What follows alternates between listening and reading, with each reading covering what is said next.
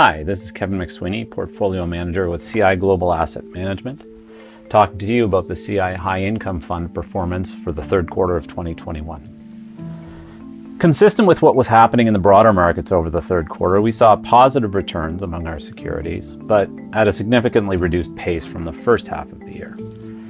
This was largely due to macroeconomic concerns, which included pressures from potential withdrawal of monetary stimulus from the U.S. Federal Reserve and other central banks, fears that the economic recovery would slow down due to supply chain pressures, or perhaps the Delta variant of COVID. The fund felt these concerns, and in a risk-off part of the quarter, the U.S. dollar appreciated, causing some losses on our currency hedge positions, but these have reversed early in the fourth quarter. One highlight of the quarter was the fund's energy exposure, particularly our energy infrastructure position, which registered strong returns and contributed the most of any sector.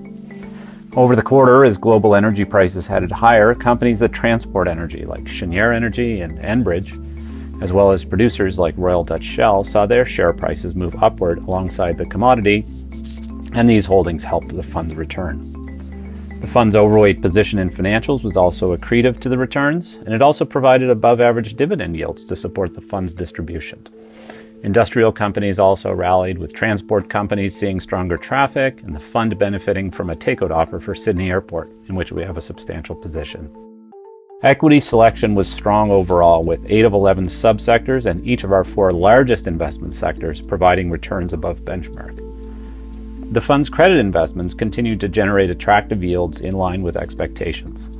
Within our fixed income book, the fund has a much smaller exposure to interest rate increases that challenged other traditional bond portfolios.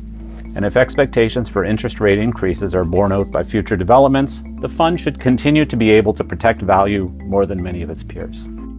Overall, we remain constructive on equity markets due to the reopening trade and a release of pent-up savings while monetary and fiscal stimulus continue. This should continue to give some support to security prices and allow us to deliver on client expectations for long-term returns. I thank you very much for your time and interest. This has been Kevin McSweeney with CI Global Asset Management.